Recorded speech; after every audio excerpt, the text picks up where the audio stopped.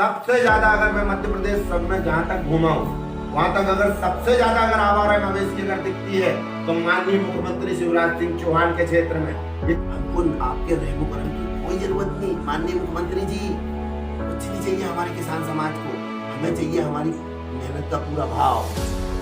हमें चाहिए आप अगर 240 में अगर मीठा तेल बेचते हो तो हमें चाहिए सोयाबीन का भाव 10,000 12,000 आ गया कि आपके खाते में सब्सिडी डाली जाएगी। कितने हितग्राहियों के खाते में सब्सिडी आई आप पूछ सकते हैं।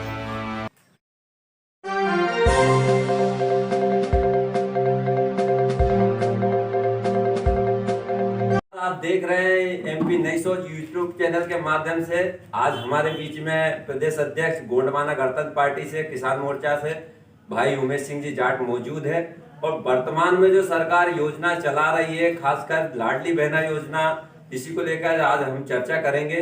नमस्कार, आपका हमारे स्टूडियो में बहुत बहुत स्वागत है। बहुत बहुत धन्यवाद। और आप लोगों को बहुत बहुत इस आपके चैनल के माध्यम से मैं धन्यवाद देता हूं कि आप हमारी जो जन जन की जो आवाज़ है, जो सच्चाई है, उसको आप दिखाने का काम कर रहे हैं। निश्चित तौर पे आप अपने चौथे स्तंभ होने का भारत के बखूबी आप उसका निर्वाह कर रहे हैं। इसके लिए हम आपको बहुत बहुत बधाई देते हैं, बहुत बहुत धन्यवाद। वर्तमान में रात को अभी शिवराज सिंह जी के द्वारा ये घोषणा की गई है कि जो लाडली बहना है जी, अब उन्हें 450 रुपये में सिलेंडर दिया जाएगा। तो आप इस योजना को किस उद्देश्य से देखते हैं? मैं हमारे माननीय मुख्यमंत्री जी को बहुत बहुत धन्यवाद देना चाहता हूं कि किसी भी प्रकार से उन्होंने अपनी बहनों के बारे में थोड़ा बहुत सोचा, पर सोचा तो। लेकिन हमारे मन में कुछ सवाल है। हमारी लाडली बहनों की तरफ से हम अगर उनसे सवाल पूछना चाहें तो हमारे सवाल ये है कि कब तक मिलेगी ये 450 में? उन्होंने कहा हमेशा देंगे। जब हमेशा का मतलब क्या? आप हमेशा कब तक रहोगे? आप कुछ आचार संहिता लगने वाली है तो आप कब तक? और मैं उनसे ये पूछना चाहता हूं कि आपकी लाडली बहना ये क्या 1-2 महीने 3 महीने से ही लाडली हो गई हैं? ये बहनें तो हमारी पहले से भी थी।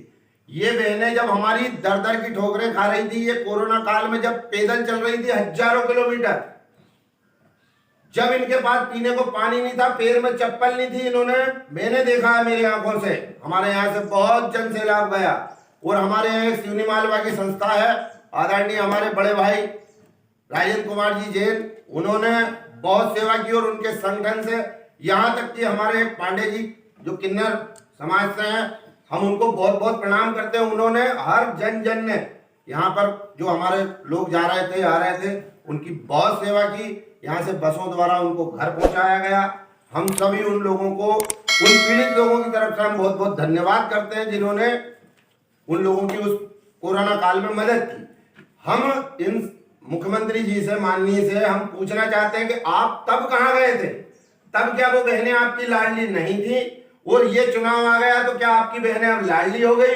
और चुनाव हो जाएगा और आप अपनी मंशा में कामयाब हो जाओगे, इसके बाद में क्या ये लाडली रहेगी या नहीं रहेगी? आपको इन सब चीजों के उत्तर लोगों के समक्ष आकर के देना पड़ेगा। और लाडली बहना योजना से मध्य प्रदेश में जो रेवड़ी का चलन चल रहा है, हाँ, ये कहाँ तक सही है? देखिए साहब, ये कहाँ तक मध्य प्रदेश के विकास के काम आएगा? मैं तो एक बात जानता हूँ साहब कि रेवड़ी ये भी बांट रहे हैं, रेवड़ी हम भी बांटेंगे। अगर हम लोग कभी कामयाब हुए तो रेवड़ी हम भी बांटेंगे। इनका तरीका ये होगा कि एक पात्र लेके ये जा रहे हैं, जिस प्रकार से हम कोई कहीं आयोजन में, धार्मिक आयोजन में जाते हैं और आरती होने के पश्चात हमें प्रसाद दिया जाता है। तो 2 तरीके होते हैं पत्रकार साहब, एक तो ऐसा तरीका होता है और एक ऐसा तरीका होता है। हम इस तरीके से रेवड़ी बांटेंगे कि आपको जो लगे इसमें से उठा लो। हम ऐसी, और ये लोग बांट रहे हैं ऐसी रेवड़ी की सिर्फ 1,000। अब उस 1,000 में हमारी बहनों ने कितनी बार केवाईसी करवाई, कितनी बार सिवनी जा जाके अंगूठे लगवाए। कभी ट्रैक्टर वाली बहना है, कभी मोटरसाइकिल वाली बहना है, कभी मोटरसाइकिल वाली बहना नहीं बहना है, कभी ट्रैक्टर वाली बहना लाडली बहना नहीं है। क्या है भाई? अभी मैं भोपाल गया था, अब 1250। अरे भाई शुरू दिन 1250 क्यों नहीं? ये किस चीज का आप प्रलोभन दे रहे हो और आप जनता को कितनी मूर्ख समझते हो? वर्तमान सरकार, शिवराज सरकार लगातार कर्ज के बोझ तले दबे जा रही है। इस पे आप अपने क्या नजर डालते हैं? देखिए साहब, मैं वर्तमान की जो भारत सरकार है और मध्य प्रदेश सरकार है, मैं उसकी संज्ञा उस चीज से दूंगा कि जिस प्रकार से मेरे पिताजी जिनका स्वर्गवास हो गया और आज मैं जो भी हूँ उन्हीं की मिट्टी से मैं बना हुआ ये शरीर है, उन्हीं के दिए हुए संस्कारों से मैं आज ये यहाँ तक आप तक पहुंचा हूँ। इनका हर व्यक्ति को इस दुनिया में जिस प्रकार से सूर्य चंद्र हवा पानी सत्य है, इसी प्रकार से मृत्यु सत्य है। मेरे पिताजी का स्वर्गवास हुआ और आज उन्होंने ये उनकी बनाई हुई उनकी मेहनत की हुई आज ये संपत्ति मुझे सौंप दी। आज देखिए, अगर मैं इस संपत्ति को नहीं संभाल पाऊं, वो निरंतर अगर मैं कर्जा करता जाऊं, खेत में तो कमाऊं नहीं, फसल मेरी चौपट हो जाए और मैं निरंतर कर्जा ले लेकर एक दिन ऐसा आएगा कि मुझे जमीन जायदाद बेचना पड़ेगा। ये जो वर्तमान में जो भारत सरकार, ये हमारे सिवनी मालवा में, जैसा मैंने सुना, हम बचपन से देखता है, एशिया का नंबर 1 का प्लांट था उस जमाने में, सोयाबीन प्लांट। इसको सिर्फ 9 करोड़ में कबाड़ के भाव बेच दिया। आपको चलाते नहीं मना भाई, आप चला नहीं सकते, आप सरकार कैसे चलाओगे? आपके उपक्रम आप बेच रहे हो यार, आप चला नहीं पा रहे हो यार, आपको शर्म आना चाहिए। आप ऐसे उपक्रम जो वर्ल्ड लेवल के उपक्रम हमारे यहाँ लगे हुए हैं, हमारा सोयाबीन का बेल्ट, हमारा यहीं तेल निकलेगा, यहीं से डीओसी बिकेगी, हमको हमारे लोगों को रोजगार हजारों लोगों को मिलेगा, इसको आपने कबाड़ में बेच दिया 9 करोड़ रुपए में। लगातार जो सरकार योजनाएं बना रही है, किसानों के लिए भी काफी हितग्राही योजनाएं बनाई गई है और किसान लगातार, जैसे कि मुख्यमंत्री जी का एक स्टेटमेंट जारी हुआ था रीवा से, जहां पर उन्होंने स्वयं, जहां प्रधानमंत्री जी बैठे थे, वहीं से उन्हें वही मंच से उन्होंने कहा कि किसान की आमदनी है वो दुगनी हो चुकी है। तो या मैं ऐसे घोषणा वीरों को, वो कहते हैं घोषणा मशीन, घोषणा वीर, तो ऐसे लोगों से मैं, इनके बारे में मेरे पास शब्द कम है और ये इनका जो आकार है घोषणा वीरों का बहुत बड़ा है। इनकी हजारों, हजार नहीं हजारों योजनाएं ये तो घोषणा करते हैं ऐसे,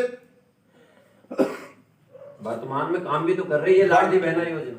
देखिए साहब, बहनों के खाते आज मैं एक, मेरा जो पेशा है, मेरी जो आमदनी का जरिया है वो किसानी है। वो लाडली बहना हमारे बीच में, हम लोग जिन लोगों के बीच में रहते हैं उन लोगों के लिए हम अच्छा सोचते हैं। ठीक है, आप लोग उनको सहायता दे रहे हो, हम इससे बहुत खुश हैं और आपके आभार व्यक्त करते हैं। किसानों को भी लेकिन आप सम्मानजनक तरीके से उनको मदद पहुंचाइए। आप 5 गैस सिलेंडर, आप 2 गैस सिलेंडर आप मुफ्त क्यों नहीं दे देते? क्या वो लाडली बहना रोटी नहीं खाती कि उसके बच्चे नहीं पालना उसको? आप सिर्फ 1000 रुपए 15 बार चक्कर कटवा के बैंक से और फिर 1000 रुपए देके ही एहसान क्यों बताना चाहते हो? आप अगर आपके मन में उनकी सेवा करने की भावना है, हम उसकी कदर करते हैं, लेकिन आप उसका तरीका है उनको। शिवराज सिंह ने कर्ज माफी योजना के लिए घोषणा कर दी है, जो समस्त किसानों जब इन्होंने, जब देखिए पहले तो एक सरकार बनी थी पिछले 5 साल और उस सरकार के जो, उस पार्टी के जो राष्ट्रीय महासचिव, उनका एक वीडियो वायरल हुआ हमारे किसान समाज के लिए और उन्होंने ऐसे अंगली पे गिन के बताया कि आप दिन गिनना 10 दिन, आप 10 दिन गिनना और आपका 2 लाख का कर्जा माफ होगा। और अगर माफ नहीं हुआ तो मैं मुख्यमंत्री बदल दूंगा। ये उन राष्ट्रीय महासचिव का कथन था। हमने सोचा भाई इतना बड़े गौरवशाली परिवार से हैं और इनको जनता की, और हम मानते हैं कि उनको जनता की समस्याओं का ज्ञान है। उन्होंने भारत जोड़ो यात्रा जो भी किया सब कुछ है, हम उसके आभारी हैं कि उन्होंने कम से कम 2 लाख का कर्ज माफ करने का सोचा हमारे लिए। तो उन्होंने जब ये सब सारी चीजें हमें की, हमारा किसान समाज उत्साहित हो गया क्योंकि बहुत पीड़ा में हम लोग दबे। हम कभी कल्पना भी नहीं कर सकते कि हम ये क्रेडिट कार्ड और बैंकों के कर्ज से कभी, किसान भाइयों क्या आप कल्पना कर सकते हो कि कभी आप इस कर्ज से मुक्त हो सकते हो? नहीं हो सकता। बताइए, आप कभी हो सकते हो? जोर से बोलो। नहीं हो सकते। कभी आप सोच सकते हो कि हम एक दिन पूरा क्रेडिट कार्ड का कर्ज चुका देंगे और हम लोग नो ड्यूज लेके आराम से सोएंगे? कभी ऐसा सोच सकते हो आप? नहीं हो सकता। कभी भविष्य में नहीं हो सकता। अच्छा, ये कर्ज आप पे किस लिए लादा गया है? ये कर्जदार आप क्यों बने हो? इसका भी एक कारण है मेरे पास, मैं जानता हूँ उस चीज को क्योंकि मैं भी किसान हूँ, मुझ पे भी कर्ज है, मैं उस पीड़ा को समझता हूँ। देखिए साहब, आज लाइए वो सोयाबीन, आज जो वर्तमान की स्थिति है भाई, ये देखिए जी, ये हमारे सोयाबीन है जी, जिसका तेल निकाल के लोग पुड़ियाँ और सब्जियाँ और रोटियाँ खाते हैं, यही वो सोयाबीन है साहब। इसकी ये हाइट है। अब इसको ये हाइट तक पहुंचाने के लिए उस किसान ने कितना पसीना बहाया और कितना खर्चा किया। आजकल सोयाबीन या कोई भी फसल पैदा होती है 3-4 चीज़ों से। पहला मजदूर, दूसरा पेस्टिसाइड, तीसरा उर्वरक, चौथा डीजल। 4 चीज़ों के भाव आपको पता है? 4 चीज़ों के भाव आसमान छू रहे हैं। सब्सिडियां प्रदान कर रही है सरकार। और तिलन संघ जब चलता था, जब भी सोयाबीन हमारा 3800, 3000, 4000, 4200 बिकता था। आज से मुझे जहाँ तक जानकारी, मैं छोटा था, हमारे यहाँ तिलन संघ के काउंटर चलते थे और हमारे यहाँ तिलन संघ का ऑफिस था, तो 4000, और आज 25 साल बाद भी वही 4200 में सोयाबीन बेच रहे हैं श्रीमान जी। हम चलो ठीक है, हम 4200 में बेचने को तैयार हैं, लेकिन जो मीठा तेल जो लोग हम खाते हैं, जो इसको हम हमारे ग्रामीण भाषा में मीठा तेल कहते हैं, खाद्य तेल, वो 70 रुपए 75 रुपए से आपने कर दिया उसको 200-250 रुपए। आप उसको बेच रहे हो 250 रुपए में। आप तेल काय का निकालते हो श्रीमान जी? इसी सोयाबीन का तो निकाल के बेचते हो। डीओसी अलग बिकती है, सारे बिस्किट सारी चीजें डीओसी से बनती है साहब। आप डीओसी अलग बेच लेते हो, आप तेल निकाल के 3 गुना भाव में बेचते हो। आज अगर हमारे किसान समाज के साथ अगर न्याय होता और अगर हमारे को कर्जे से बचाना होता, तो जिस प्रकार से 70 रुपए का तेल आज 240 में बेचा जा रहा है, 3 गुना, हमारे सोयाबीन का भाव भी कम से कम 12,000 रुपए होना था, तब हमारे साथ न्याय होता। कैसे आज अब हम गरीब कैसे नहीं बने? आज 20 साल पहले भी 4200, 20 साल बाद भी 4200। पहले क्या था डीजल? मुझे जहां तक जानकारी, पहले 3 था, 3 से 3.5 हुआ, 3.5 से 6 हुआ, 6 से फिर 11 हुआ, और 11 के बाद में जो पड़ उसमें फटाके की लड़ में आग लगी, तो वो पूरा बढ़ते हुए चला गया, 100 एकड़ा पार कर गया। और कोरोना काल में जब हम मारे फिर रहे थे, तब तो साहब हद हो गई, 100 से ऊपर कर दिया। हाँ, 120 रुपए कितना शोषण हमारा और बाकी रह गया है। मैं आपके चैनल के माध्यम से जनता से पूछना चाहता हूँ, और क्या चाहते हो आप? कितना चाहते हो? अभी जो लाडली बहना योजना में इन्होंने 450 में शायद दे रहे हैं, 450 रुपए में आपको टंकी दे रहे हैं। वो भी एक टंकी देंगे क्या महीने में? हाँ, महीने क्या हर टंकी? नहीं, एक टंकी, सिर्फ एक टंकी देंगे। और क्या 450 रुपए अपन काउंटर पे जमा करें और अपने को टंकी मिल जाएगी? वो भी केवल उज्ज्वला बहना। अच्छा चलो, उज्ज्वला बहना, वो दूसरी बहना इनकी सौतेली बहना है, और वो सिर्फ उज्ज्वला वाली जो बहना है वो इनकी सगी बहना है। ठीक है भाई, आप सगी बहना को दीजिए सिर्फ एक टंकी। अच्छा, फिर वो क्या 450 रुपए लेकर के जाएंगे? वो जो बहनाओं के जो बच्चे या पतिदेव हैं, वो और 450 रुपए देकर के काउंटर से ले आएंगे क्या? तब नहीं, टंकी आपको उसी रेट में मिलेगी। टंकी किस रेट में मिलेगी? 950 रुपए की टंकी मिलेगी। 930 रुपए। अच्छा, 950 रुपया देना पड़ेगा। जी हाँ। और फिर सब्सिडी ये डालेंगे, और फिर जो जिस प्रकार से सब्सिडी खत्म करने के लिए पेट्रोल पंप पे बड़े बड़े कटआउट लगा करके ये एक आंकड़ा पेश कर दिया कि भैया इतने हजार इतने लाख किसानों ने देश हित में सब्सिडी छोड़ी। भाई ये कटआउट ही तो लगाना हर पेट्रोल पंप पे।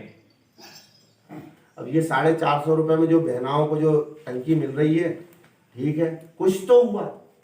अंग्रेजी में एक कहावत है कि something is better than nothing. कुछ नहीं से कुछ तो है। हम तो खुश हैं साहब, आप हमें टुकड़े फेंकते रहिए, हम उछल के कूद के आपके टुकड़ों को खाते रहेंगे। जिस प्रकार से हमें बीमा 2020 में पीला मोजक में हमारे माननीय यशस्वी कृषि मंत्री, माननीय मुख्यमंत्री ने चीख कर कहा कि ये संडे के दिन भी ऑफिस खुले रहेंगे, आप अपने बीमे करवाइए, 100% बीमा मिलेगा। 100% बीमा के नाम पे 2020 में हमें जो हमने कराया 2023 में, भाई साहब 2023 में हमें बीमा दिया गया, और वो भी वही टुकड़ा उछल के खाओ और उछल के 6,900 रुपए अधिकतम, 6,900 रुपए हेक्टेयर, 2.5 एकड़ का होता है श्रीमान जी 1 हेक्टेयर। आज 1 हेक्टेयर में आपको 6,900 रुपए दिए, और वो भी किसी को दिए और किसी को नहीं दिए। और जिसको दिए उसने हमारे समिति प्रबंधक, आप जाकर के रामपुरा सोसाइटी का डाटा निकालिए, रामपुरा सोसाइटी का जो समिति प्रबंधक है अभी वर्तमान में, मैं खुले रूप में बोलता हूं, मेरे पास कम से कम 25 लोगों का डाटा है, उनकी जानकारी है। इन्होंने उस पैसे को लोगों के घर जा जाकर क्या आपका वो ऐसा कराएंगे वैसा, हमारी जनता भाई अशिक्षित है, उन्होंने उनके नंबर दे दिए, विड्रॉल पे साइन करा दिए, इन्होंने वो पैसा खुद में निकाल लिया। फिर जब जैसी जानकारी हुई किसानों की, थोड़ा सा हम लोगों ने थोड़ा सा दबाव बनाया, इन्होंने वो फिर पैसे, आप अगर चाहो तो हम हमारी सोसाइटी के जो समिति प्रबंधक है और वो जो किसान है जिनके खाते से उसने पैसा निकाला और फिर वापस हमारे दबाव बनाने के बाद में डाला, हम आपको वो सबूत दे सकते हैं। हमारे एक भाई है, हमारे बड़े भाई बैठे हैं मोहन जी प्रजापति, इनका छोटा भाई है, मेरा सहपाठी है बलराम, उसके खाते में एक दिन में 30 ट्रांजेक्शन हुए बगैर किसी कारण के, बगैर उसके बैंकों में जाए हुए 30 ट्रांजेक्शन एक दिन में। किस लिए किया आपने? आपने कौन सा वेट ब्लैक का वाइट किया? आपने लोगों के खाते उसमें डाले और उससे आपने निकाला। क्या किया आपने? आपको तनख्वाह मिलती है श्रीमान जी। आज हमारे पटवारी संघ जो है उनकी कुछ निम्नलिखित मांगे हैं, मैं भी गया था, मैंने उनका समर्थन किया क्योंकि पटवारी हमारा किसानों का अंग है। भोपाल पैदल पहुंच रहे हैं, आज वो पदयात्रा कर रहे हैं, हमारे उनके साथ संवेदनाएं हैं, हम उनको सहयोग करते हैं कि उनकी मांग मानी जाए। कल पहुंच। लेकिन आप एक चीज देखिए, आज हमारा सर्वे करने की जरूरत है, इसको देखने की जरूरत है, और हमारा पटवारी संघ जो है उसको प्रताड़ित किया जा रहा है सरकार के द्वारा, इसलिए वो लोग हथियार डाल के बैठे हैं। तो आज हमें उनकी जरूरत है कि आज वो आए और हमारे किसानों का सर्वे करें। ये ऐसे ही। और दूसरी चीज, मैं आपके चैनल के माध्यम से बकौरिया जी जनता से और उस हर किसान के बेटे से और उस हर अन्न खाने वाले व्यक्ति से आह्वान करता हूँ कि आप जो वर्तमान में सत्ताधारी दल है, इससे ये पूछें कि जो हमारे क्रेडिट कार्ड में और जो हमारी सोसाइटी में हमारा बीमा कटता है, वो बीमा की कंपनी का नाम क्या है और उसका ऑफिस कहाँ है। हम किसान समाज की तरफ से पूछना चाहते हैं। हमको आपके रहमो करम की कोई ज़रूरत नहीं माननीय मुख्यमंत्री जी, कुछ नहीं चाहिए हमारे किसान समाज को। हमें चाहिए हमारी मेहनत का पूरा भाव। हमें चाहिए, आप अगर 240 में अगर मीठा तेल बेचते हो तो हमें चाहिए सोयाबीन का भाव 10,000 12,000। हमको चाहिए हमारा प्रीमियम आप अगर काटते हो तो हमको चाहिए उस बीमे की क्षतिपूर्ति राशि। आप बताइए कि वो कहाँ है उसका ऑफिस, भारत के किस कोने में है उसका ऑफिस, कौन सी कंपनी है जिसने हमारे किसानों का बीमा किया है, उसकी पॉलिसी कहाँ है, उसकी रसीदें कहाँ हैं, आप बता दीजिए। और किसान के बेटों, मैं आपसे हाथ जोड़ के विनती कर रहा हूं सबसे, जन जन से। और देखिए, किसान के साथ हमारा बहुजन समाज भी। किसान अगर समृद्ध होगा, आज हमारे ग्राम गाडरिया का किसान जाकर के बेंगलोर में नौकरी नहीं कर सकता, हमारी माताएं बहनें जाकर के वहां मजदूरी नहीं कर सकती। अगर हमारे समाज को मजबूत करना है तो ग्रामीण किसानों को मजबूत करेंगे, किसान रोजगार देंगे, अपने आप हमारा समाज सुधर जाएगा और तरक्की कर लेगा। आज एक चीज बताइए आप कि सोयाबीन को देखते देखते हमको काफी साल हो गए। सोयाबीन हम बोते थे, पहले न कोई दवाई डालते थे न कुछ था, इसके बाद भी हमारा सोयाबीन बहुत पैदा होता था। और इस क्षेत्र की समृद्धि सोयाबीन और तवा डैम की वजह से हम उन लोगों को, तो ये सोयाबीन, आज यही सोयाबीन है, आज इसमें इतना खर्चा लगता है कि मैं जहाँ तक जानता हूँ कि 3 से लेकर 4 कुंटल प्रति एकड़ जब तक होगा, जब तक तो किसान को 1 रुपया नहीं बच रहा है। और उसमें अगर ऐसी आपदा आ जाए तो आप क्या समझते हैं, वो क्या अपने बच्चों को ला करके कपड़े खरीद के दे सकता है वो किसान? क्या वो खेत में कल्टीवेटर चलवा सकता है 100 रुपये लीटर के डीजल में? आप बताइए, आप कल्पना कीजिए। किसान छोटा हो या बड़ा हो, सारे काम उसको करना पड़ता, खर्चे समान होते हैं। तो आप आज हमें क्षतिपूर्ति चाहिए माननीय मुख्यमंत्री जी। और सुन लो भैया, जो भी सत्ताओं के और जो सत्ताधारी दल के हो, मंडल कमंडल इत्यादि टाइप के जो भी अध्यक्ष, युवा नेता, जुझारू नेता, होने वाले नेता, मैं सबको बहुत बहुत आपके उज्जवल भविष्य के लिए शुभकामना देता हूं। पर आवाज उठाओ, हमारे किसान मर गया है। आप सिर्फ कुर्ता पजामा पहन के और रेबन का चश्मा लगाने से आप नायक नहीं बन सकते। श्रीमान जी, अभी आपको जे एक बहुत बड़ा फ्रॉड चल रहा है नल जल योजना मध्य प्रदेश में, हम मानते हैं बहुत अच्छा काम है, टंकियां बन रही है जगह जगह, बहुत अच्छी बन रही है, हम उनका स्वागत करते हैं और उससे हमारे घर घर पानी पहुंचेगा। हमारी जो माताएं बहनें आज जो नलों पे इधर उधर परेशान हो रही हैं वो नहीं होगी। लेकिन आप कल्पना कीजिए आज हमारे ग्राम गाडरिया में और ग्राम पंचायत में कहीं भी 20 फुट गड्ढा खोद लो, पर्याप्त पानी है पीने को, घर घर में नल है। और मैं गया था 3 जून को सोता चिकली गांव है नंदरवाड़ा के बाजू में, जहां एक बड़े उद्योगपति सिवनी मालवा के सबसे बड़े उद्योगपति, सबसे बड़े इंफ्रास्ट्रक्चर के मालिक की वहां बहुत बड़ी क्रैशर है, जहां से अरबों रुपए का उन्होंने खनिज पत्थर निकाल करके अभी तक बेच चुके हैं उस गांव। और वो बहुत बड़ी वर्ल्ड की सबसे बड़ी पार्टी के बहुत बड़े नेता भी हैं, बहुत बड़े नेता भी हैं। और मेरा व्यक्तिगत किसी से कोई विरोध नहीं है, मैं सच्चाई बता रहा हूं। दूसरी चीज, उस गांव में मैं 3 जून को गया, एक भी नल चालू नहीं था। आप कल्पना कीजिएगा, आप आपके बच्चों को क्या नहलाएंगे नहीं गर्मी में 45 डिग्री के टेम्परेचर? क्या आपके पास जो जानवर है उनको पानी नहीं चाहिए? वो लोग पता नहीं कहाँ से किलोमीटर 2 किलोमीटर से बेचारे बच्चे गाड़ियाँ बना के बेरिंग की, बेचारे साइकिलों पे कुप्पे ढोड़ो के अपना जीवन। आप ऐसे लोगों को आप कल्पना कीजिए जहां इनके उपक्रम लगे हों, वही लोग उन्होंने पत्थर तोड़ के आपको करोड़पति से अरबपति और अरबपति से खरबपति बना दिया।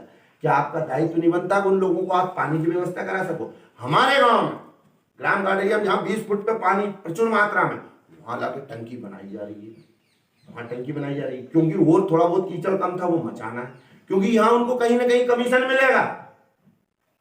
और यही टंकी अगर वहां जाके सोता चिकली में बनती है तो जन जन को बच्चों को पानी मिलेगा।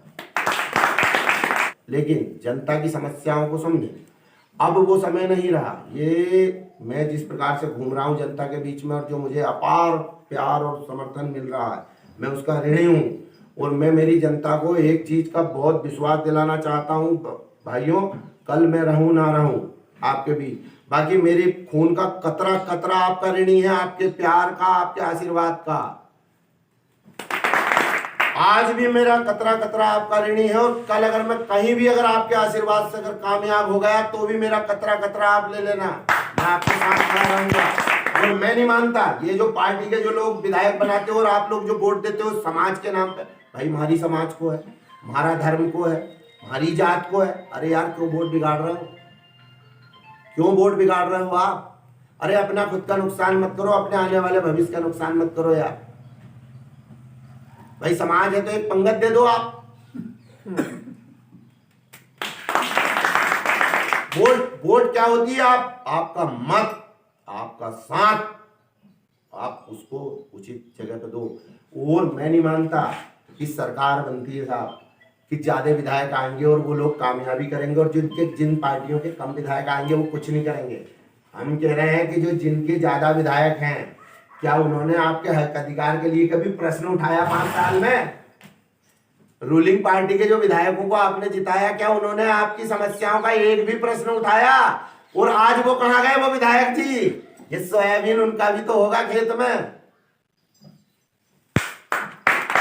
आपकी सरकार बनती है तो आप किसानों के लिए क्या योजनाएं चालू करेंगे? साहब सबसे पहले तो मैं मेरे किसान समाज के लिए पूरी तरीके से समर्पित हूं, क्योंकि मैं किसान समाज से ही आता हूं।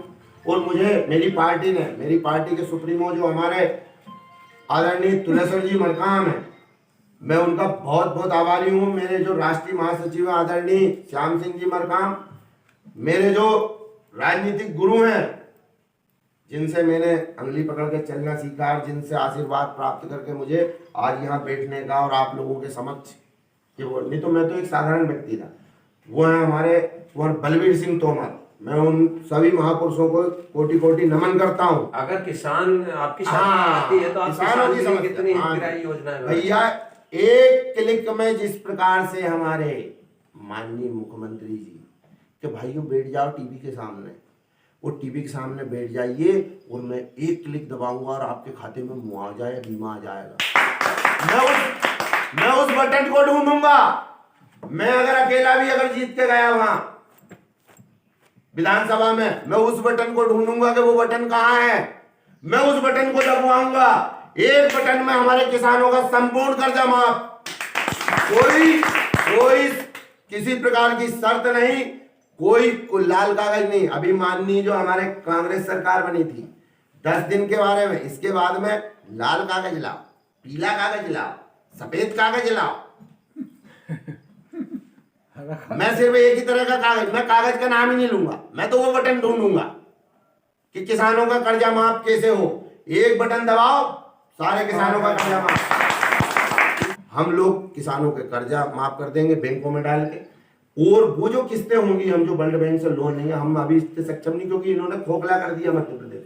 आप कह रहे हो कि बीमारू राज्य, अरे बीमारू राज्य तो अब बना है, अब बना है बीमारू राज्य। हजारों करोड़ का कर्जा, हर हफ्ते में 2-2, 3-3 बार कर्जा, ये 1-1 हजार की योजनाओं के लिए भी कर्जा, ये 450 में टंकी देने वाले भी कर्जा। भाई मैं भी जहाँ तक पढ़ा लिखा तो कम हूँ, लेकिन थोड़ा बहुत अर्थशास्त्र समझता हूँ। तो जो हमारे मध्य प्रदेश की सरकार का अर्थशास्त्र है वो कर्जे पे चलता है। तो हम साहब वो खनिज को बिल्कुल पूरा टाइट करके उस विभाग को, और हम वो किसानों का जो कर्जा माफ करने में जो हमने कर्जे लेंगे, हम वो खनिज से वो कर्जे की किस्तें चुका देंगे। हमारी कितनी बदकिस्मती, हमने खुशियां मनाई थी जब हमारे प्रदेश का मुखिया किसान बना था, किसान के नाम से, किसान का बेटा। दूसरा फिर और डबल खुशी हमारी हो गई जब हमारा किसान का बेटा कृषि मंत्री बन गया। क्या पूछो, हम किसानों की खुशी का कोई ठिकाना नहीं रहा। लेकिन इनकी उपलब्धि के नाम पे साहब हमें कुछ नहीं मिला। हमसे तो क्रेडिट कार्ड का ब्याज नहीं भरा रहा। भाई आप तो अरबपति के खरबपति हो गए, खरबपति के आप और संघपति हो जाओ, हमारी शुभकामना आपको। बाकी हम किसानों का यार कर्जा कौन माफ करेगा यार। और कृषि नीति, आप हमारे माननीय प्रधानमंत्री जी कह रहे हैं किसानों की आमदनी 2020 में दुगनी करूंगा, मतलब आपकी किसानों की जो जमीन है उनको अडानी के घर गिरवी रखूंगा। आपकी दुगनी तो होगी पर आपकी जमीनें गिरवी रखूंगा। अभी वर्तमान का मामला, ये हमारे जो राठौर साहब बैठे हैं, ये हमारे अनुसूचित जाति मोर्चे के तहसील अध्यक्ष हैं। इनने अभी हमें खबर दी कि माननीय मुख्यमंत्री जी की विधानसभा में कुछ गांव ऐसे हैं जहां किसी कंपनी ने किसानों की हजारों एकड़ जमीन पर, एक बहुत बड़े किसान है पालीवाल जी, उनकी जमीन, और उनकी जमीन पे एक कोई कंपनी ने कर्जा उठा लिया फ्रॉड करके, और अब वो कंपनी पूरे भारत में नहीं मिल रही साहब। कहाँ है वो कंपनी? अरे कृषि कानून में हमने भी 2-4 बिंदु हिंदी में पढ़ लिए थे हुक्म, आप थोड़ा सा समझे। हमारा किसान समाज ऋणी है उन योद्धाओं का जिन्होंने दिल्ली में इतने दिन मोर्चा संभाला, इतने दिन हमारे लिए, हमारा किसान समाज। और आप इसका उदाहरण देखेंगे, आपको पता है कि क्या होता। आज ये साइलो बैग, हजारों लाखों कुंटल माल, ये साइलो पूरे अडानी कंपनी के, ऐसा मुझे ज्ञात है। और ये जो वेयर हाउस जो बने हुए हैं साहब, ये लूट के अड्डे बने हुए हैं। ये संबंधित, इसमें नेता, इसमें संबंधित कर्मचारी, इसमें संबंधित लोग साहब, एक ट्राली हमारी जाकर आती है, मेरे पास वीडियो है। मैंने यहाँ से तोल के मेरी ट्राली ले गया और वहां जाके तुलवाई। इसके बाद में साहब 1 कुंटल का अंतर आया वो तो, और इसके बाद में मैंने बोल दिया कि भैया मेरी ट्राली तुल के आई है, इसके बाद ये हाल है। अरे साहब हमारे किसानों को क्या किया जाता है, अभी पंजीयन के नाम पर, अब पंजीयन होंगे। अरे घर में बीमार है तो वो बेच नहीं सकता, या तो उसकी उपज बेचे तो वो होने पौने दाम पे बेचे। एमएसपी अगर मिलेगी तो उस तारीख से, आप बीमार भी पड़ना तो वो 20 तारीख के बाद ही पड़ना, क्योंकि पंजीयन, फिर पंजीयन के बाद में उन्होंने कहा भैया हम आपको तारीख देंगे जब आप आपकी ट्राली लेके आना। आप आपकी ट्राली लेके वहां जाओगे, आप 1 दिन पहले ट्राली भरोगे, ट्राली भर के फिर ढाका टोपी करके 1 दिन पहले अंधेरे से जाके आप लाइन में लगोगे। लाइन में लगने के बाद में फिर क्या होगा कि आप इंतजार करोगे, 9 बज जाएंगे, 10 बज जाएंगे, 12 बज जाएंगे, 2 बज जाएंगे। फिर 2 बजे एक सर्वेयर आएगा, वो सर्वेयर जिसका कोई नाम है न पता है, वो सर्वेयर जिसको ये जानकारी नहीं है, उस सर्वेयर ने कोई एग्रीकल्चर से पढ़ाई नहीं की हुई है, वो हमारी जीन्स के बारे में नहीं जानता कि चना कौन सी वेराइटी का, ये सोयाबीन को, ये मूंग। वो सर्वेयर आएगा साहब, और वो सर्वेयर आएगा और वो हमारी ट्रालियों को देखेगा, 3-4 ट्रालियां देखेगा, और चौथी तीसरी ट्राली पे जाकर के कहीं ना कहीं बहस हो जाएगी। भाई हमारे किसानों को क्या चाहिए कि थोड़ा बहुत बेचारे बगैर स्पाइलर के जाकर के अगर बिक जाए हमारा अनाज, बस इतना हमारा लालच है। इसके पीछे हमें फिर वो क्या होगा, पूरी कहानी मैं बता रहा हूँ, ये आपको जल्दी तो नहीं, क्योंकि मेरे साथ जो हो रहा है वो बता रहा हूँ, जो मैंने भुगता वो बता रहा हूँ। अब क्या होगा, फिर वो कहीं ना कहीं किसी की फेल होगी, किसी की पास होगी, हल्की हल्की तू में होगी, या तो वो वेयर हाउस के जो नुमाइंदे हैं वो लोग आकर के कुछ भी करेंगे, ये फेल है, वो पास है, किसान बेचारा जो 2-3 दिन का परेशान होगा, वो वहाँ अपना अनुनय विनय करेगा, उसको छोड़ दिया जाएगा। कुछ ट्रालियाँ खरीद ली जाएंगी, फिर सर्वेयर गायब हो जाएंगे, फिर वो दिन डूबने के बाद में फिर आएंगे, फिर सेटिंग होगी ट्रैक्टर के बड़े टायर के पीछे जाके, और फिर सेटिंग होगी, फिर उनसे हजारों रुपए उन किसान के बेटों से लिए जाएंगे, यार तेरी पास करा देता हूँ, फिर वो ट्रालियाँ अंदर जाएंगी, फिर हबड़ दबड़ में एकदम से फिर वो धर्म कांटे पे तुलेंगी, सब सड़क आने दो आने दो आने दो, फिर वो ट्रालियाँ तुलेंगी। फिर वो ट्रालियाँ क्या होगा कि एक एक ट्राली पे जो हमारी 45 कुंटल उपज गई है वो 41 कुंटल, 41.5 कुंटल, 42 कुंटल इत्यादि तोलते जाओ, फेंकते जाओ।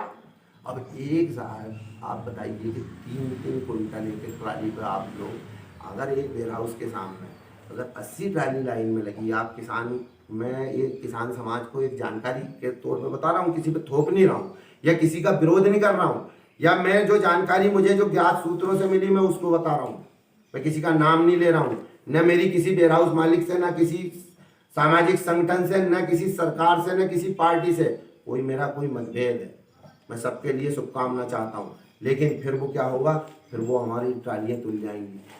अब 3-3 कुंटल, अब 80 ट्राली लाइन में लगी साथ, आप कम से कम आप 2 कुंटल ही मान लो एक ट्राली का एवरेज, 2 कुंटल इन्होंने चोर लिया, अब 2 कुंटल चोर लिया तो 160 कुंटल होते हैं। आप 160 कुंटल में जरा अपने समर्थन मूल्य गेहूं का जरा गुणा करो, कितने पैसे होते हैं, 7,800 के साथ मोबाइल निकालो, गुणा करो, 12,48,000। ये एक दिन की लूट है श्रीमान जी, एक वेयर हाउस की। अरे इस शोषण से मुक्ति यार भैया, ईस्ट इंडिया कंपनी एक आई थी भारत में, उसने 200 साल हमारी पुस्तों को खराब कर दिया और हमें पीछा कर दिया।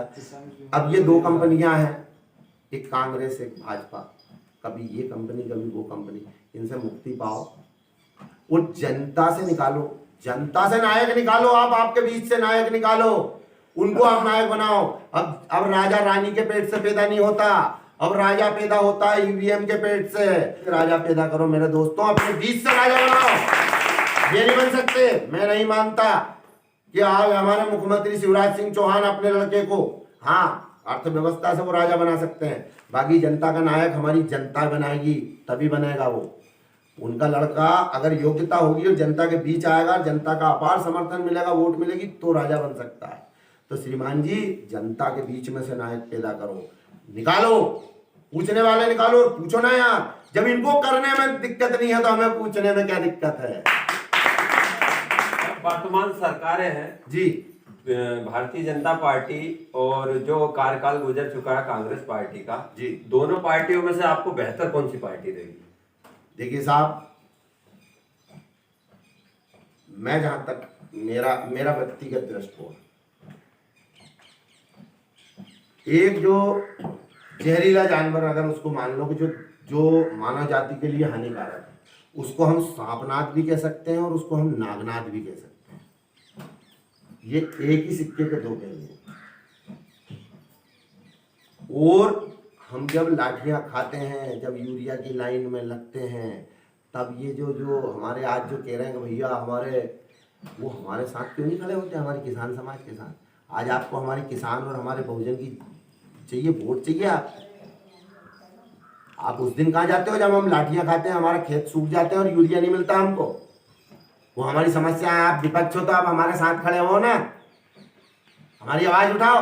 ठीक है, आपको हमने थोड़ी बहुत वोटें कम रह गई, पर हमने वोटें तो दी थी आपको, एहसान है हमारा आपके ऊपर। आप कहाँ चले जाते हो? सिर्फ 5 साल पहले चुनाव लड़ने आए और फिर 5 साल बाद फिर वोट लेने आ गए, बीच में कहाँ थे आप? सर, ब्रेक के बाद आपका फिर से स्वागत है हमारे चैनल पर, और हमारे साथ फिर से जुड़ चुके हैं प्रदेश अध्यक्ष किसान मोर्चा गोंडवाना गणतंत्र पार्टी से उमेश सिंह जी जाट। और हम मुद्दे थे कि हमारा किसानों की समस्याएं और किस प्रकार से सरकार किसानों का दोहन कर रही है और किस प्रकार से किसानों को सरकार फायदा पहुंचा रही है, इस तमाम बातों को लेकर फिर से हम चर्चा में बैठे हैं। और सर मैं यही पूछना चाहूँगा कि अब किसानों को जो सब्सिडियां प्रदान हो रही है सरकार से, चाहे वो DAP पे हो या यूरिया पे हो, इसको आप किस रूप से देखते हैं? इसको मैं उसी रूप में देखता हूँ जिस प्रकार से गैस की सब्सिडी को लोगों ने देखा है। जो गैस की टंकी की जो सब्सिडी को जिस प्रकार से देखा है और सहा है, मैं इस सब्सिडी को भी उसी प्रकार से देख रहा हूँ। मेरे पास अभी वर्तमान में कहाँ है भाई, ये देखिए,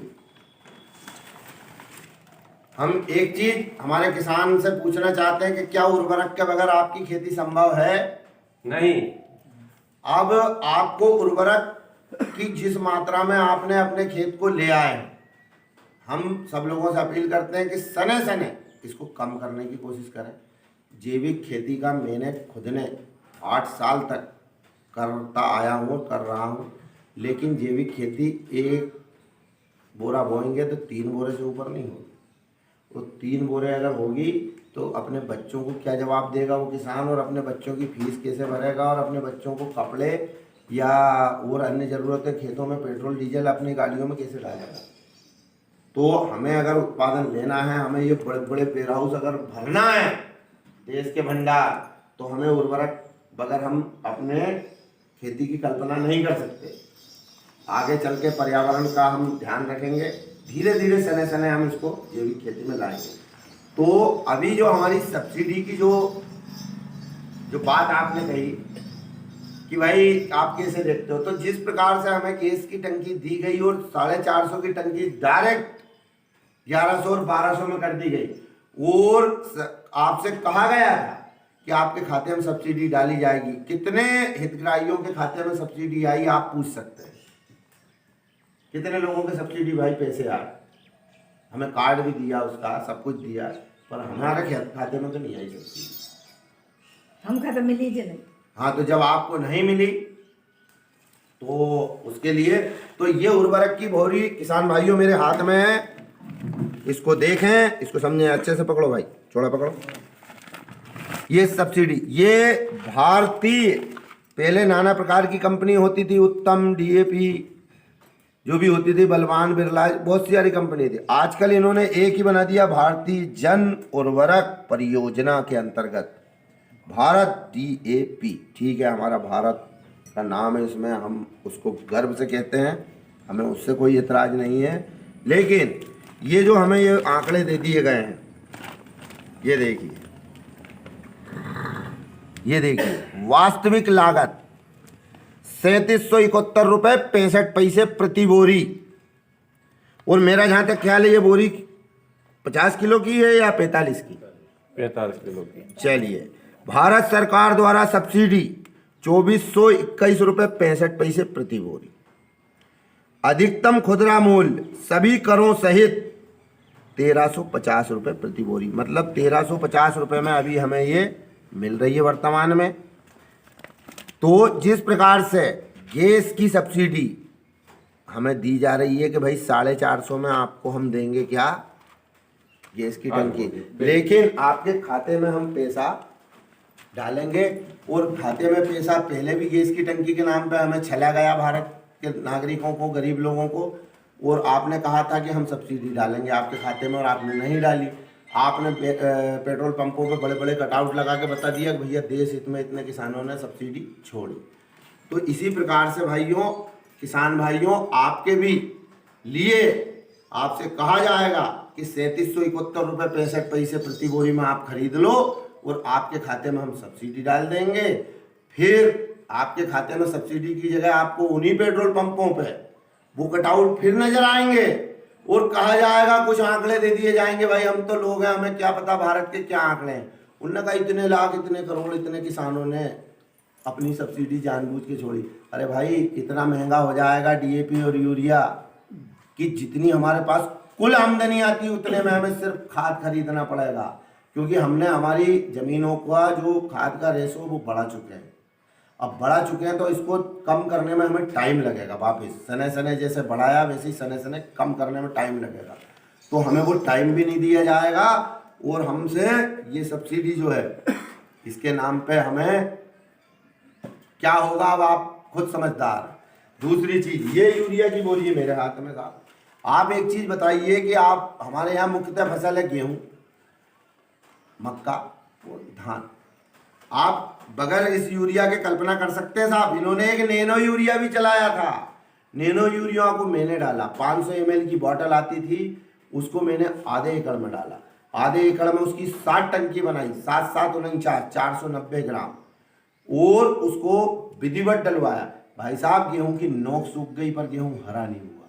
फिर दूसरे पानी पे फिर यही दानेदार यूरिया डाला, तब जाके वो गेहूं हरा हुआ। ऐसे तो हमारे वैज्ञानिक हैं जिन्होंने हमारे लिए, और ऐसे हमारे कर्णधार हैं जिन्होंने हमारे लिए नैनो यूरिया बनवाया है। उस नैनो यूरिया का प्रैक्टिकल करके देखो, किसी को फायदा मिला हो तो एक आध किसान मुझे बता दो, तो मैं ये बोरी ढोने से बच जाऊं। मैं नैनो ही खरीदूंगा, नैनो ही डालूंगा। अच्छा, ये यूरिया आपको मिलने वाला भाई 2167 रुपये 28 पैसे प्रति बोरी। 2167 रुपये 2167 रुपये 26 पैसे प्रति बोरी। आप कल्पना कीजिए, ये हमें मिलने वाली 2167 रुपये में, और ये डीएपी मिलने वाला है हमको श्रीमान जी 3771 रुपये में। कल्पना कीजिए आगे आपके साथ क्या हो। मैं तो किसान समाज से हूँ भैया, और मैं तो शुद्ध किसान हूँ। मेरे पास किसानी के अलावा कोई अतिरिक्त आय नहीं है। मेरे पास जो भी है, जैसा भी, अगर मेरी गाड़ी में एक बूंद पेट्रोल या डीजल है तो वो मेरी उपज का है, मेरे पसीने का है। तो मैं वर्तमान में मेरे पास 17 एकड़ कुछ डिसमिल ज़मीन है। मैं किसान हूँ, उस पर किसानी करता हूँ। सामूहिक परिवार है हमारा, हम लोग सब साथ में मिलकर काम करते हैं। सब लोग अपना काम कर रहे हैं, लेकिन हम जितना हम पे हमारे किसान समाज के ऊपर जो क्रेडिट कार्ड का और जो बैंकों का कर्ज है, हम कभी कल्पना भी नहीं कर सकते कि हमारा ये कर्ज कभी उतरेगा और हम लोग कभी आज़ादी की सांस लेंगे इस कर्ज के बाद में। इसके बाद में अब ये एक नया बोझ हमारे ऊपर डीएपी और यूरिया की, तो हमारे पास कुल इतना पैसा आता है, जो मैं किसान होने के नाते मैं जानता हूँ कि इतने में सिर्फ हमारा खाद आएगा श्रीमान जी, और फिर क्या आपको कहा जाएगा कि आपको खाते में सब्सिडी डाल दी जाएगी, और सब्सिडी डालने के नाम पे आपको पेट्रोल पंप पे सिर्फ कटआउट नज़र आएगा श्रीमान जी। ऐसा मेरा व्यक्तिगत सोच है जो मैं आपके साथ शेयर कर रहा हूँ। आपको अच्छा लगे, आप किसी पार्टी के रहें, किसी पार्टी से आप ताल्लुक़ रखें, मुझे उससे कोई दिक्कत नहीं। बाकी मेरे किसान समाज के लिए ये संदेश है मेरा कि जाग जाओ। किसानों की किन मांगों को लेकर आप सरकार से मांग चाहते हैं? हम साहब अगर थोड़ा सा भी, अगर हमारे सरकार और सरकार के जो हमारे माननीय मुख्यमंत्री जी हैं, हमारे प्रधानमंत्री जी हैं, जिन्होंने हमारे लिए कृषि नीति बनाई, जिन्होंने हमारे लिए बीमा नीति बदल के बनाई, जो हमारे फ़ायदे के लिए जो उन्होंने कृषि कानून बनाए थे, अगर उनमें थोड़ा सा भी अगर हमारे प्रति अगर सद्भावना है हमारे किसान समाज के साथ, तो हमारी ये हालत आपसे छुपी हुई नहीं है। इसको समझो, और जल्द से जल्द हम इस बार बीमा कंपनी का नाम जानना चाहते हैं, और बीमा कंपनी के सर्वे, जिस प्रकार से अगर कोई गाड़ी है उसका हम बीमा कराते हैं और अगर वो कहीं भी उसको नुकसान होता है, एक्सीडेंट होती है, तो बीमा कंपनी का सर्वेयर आकर के सर्वे करता है कि इसमें कितना नुकसान हुआ। इसी प्रकार से हम बीमा कंपनी के सर्वेयर को हमारे बीच में देखना चाहते हैं, जो हमारे प्रीमियम काट रहे हैं, और जो हमारे करो कितना घोटाला हो सकता है। हर किसान का बीमा कटता, आप देखिए, आप कल्पना कीजिए कितना। तो हम उनको, अभी हमारे जो पटवारी लोग हैं वो हड़ताल पे हैं, बस धीरे धीरे करके लोग खेत साफ कर देंगे, और हम लोग बस सिर्फ हम लोग हमारी उसमें लग जाएंगे चुनाव में। वो अपनी समाज का है, वो उसको टिकट मिली, उसको, अरे आपने समीकरण बनाना चालू कर दिया है। दोनों सत्ताधारी, दोनों पार्टियों ने, विपक्ष की बड़ी पार्टी और जो सत्ताधारी दल, उन्होंने अपने आंकड़े अपने सब जमाना चालू कर दिया आपने। अरे हमारे जो वोटर हैं, जो हमारे जो लोग हैं, हमारे आओगे हमारे पास ही, आप हमारे पास आओगे तो हम ये कुछ अनाज के दाने आपके लिए रखेंगे श्रीमान जी। ये सड़े हुए ये दाने, ये हम आपको भेंट करेंगे। इनका गुलदस्ता आपको, बगैर फल के सोयाबीन के पेड़ का हम आपको गुलदस्ता बना के भेंट करेंगे।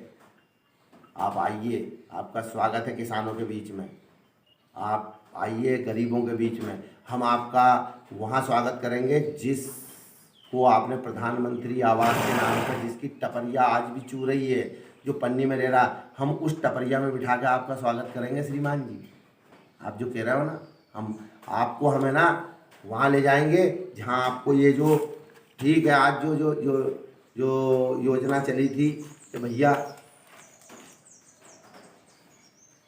क्या शौचालय योजना, हाँ शौचालय योजना, जो हजारों करोड़, आप देखिए एक भी जो जिसको लाभ मिलना चाहिए उसके घर में वो शौचालय साबुत बना। 7,000 रुपये में बनता है शौचालय साहब, आप कल्पना कीजिए 7,000 में जो बड़ी बाथरूम और लेटरिन बनती है उनमें एक नल आता है 7-7 हज़ार रुपये का। आप बताइए कि कैसे बनाएगा वो, 7,000 रुपये में आपने दे दिया। पता नहीं क्या है, क्या चल रहा है भारत में, मैं तो बस हैरान हूँ और देख रहा हूँ। पर ये मेरे अंदर की पीड़ा है, लोग अपने निजी स्वार्थ या कि कोई अज्ञात भय के कारण, मैं साहब सब आप लोगों के समक्ष हूँ, आपकी जो आवाज़ है मैं उसको आप तक पहुँचा रहा हूँ और ये पहुँचाता रहूँगा मैं जब तक मेरी सांस है आखिरी बाकी, मैं ये आवाज़ को पहुँचाता रहूँगा। कामयाबी होना नहीं होना। और देखिए दोस्तों, नेतृत्व करना, आप अगर कोई लोग जो कहते हैं कि हम ऐसे बनेंगे, हम विधायक बनेंगे, हम सांसद बनेंगे, हम मुख्यमंत्री बनेंगे, हम इत्यादि बनेंगे, तो मैं एक चीज़ जानता हूँ कि बनोगे, आप क्या करोगे, कैसे करोगे, वो आप अपना अपना व्यक्तिगत मामला है। लेकिन हम लोग हमारे बीच से व्यक्ति निकालें, अब कहीं कोई नहीं रह गया, किसकी सरकार बनेगी। अरे हमारा अगर अकेला विधायक कोई अगर बन गया और अगर जिसमें कुछ गैरत है और वो विधानसभा में पहुंच गया, वो चीख चीख के आपके सवाल पूछेगा। कम से कम वो सवाल पूछने वाले, आपके जो ज्वलंत मुद्दे हैं उनको वहां तक पहुंचाने वाला, ले जाने वाला कोई व्यक्ति वहां भेजो। किसी पार्टी के या किसी के कोई ऐसे मिट्ठुओं को मत भेजो कि जो अपनी पार्टी के मैनिफेस्टो के अलावा कुछ दो शब्द भी अपने तरफ से नहीं बोल सकें, जो हमारे मानव समाज के लिए नहीं बोल सकें, जो हमारे किसान समाज के लिए नहीं बोल सकें, जो हमारे जो लोग वंचित हैं, पीड़ित हैं, उनके लिए नहीं बोल सके। ऐसे किसी पार्टी के विधायक को वहाँ पहुँचाने से अच्छा है कि आप लोग किसी ऐसे व्यक्ति को पहुँचाएं जो आपकी बात को वहाँ पहुँचाए। जब तक हमारे बीच का, हम लोगों के बीच से हमारा प्रतिनिधि वहाँ नहीं पहुँचेगा जहाँ कानून बनते हैं, तब तक हमारा भला नहीं हो सकता। सिर्फ एसडीएम साहब के पास जाकर उनकी सीढ़ी पे जाके ज्ञापन देने से हमारा भला होने वाला नहीं है। और मैं ये जितने भी सारे जो हमारे समान विचारधारा के जो क्रांतिकारी जो संगठन चल रहे हैं, हमारे भीम आर्मी है, हमारे बहुजन समाज पार्टी है, हमारे शिवसेना है, जो हम सब लोग हैं, छोटे मोटे सब जो क्रांति का, मैं इनको क्रांतिकारी मानता हूँ। तो ये लोग समान विचारधारा में एक साथ एक व्यक्ति पे वोट करें।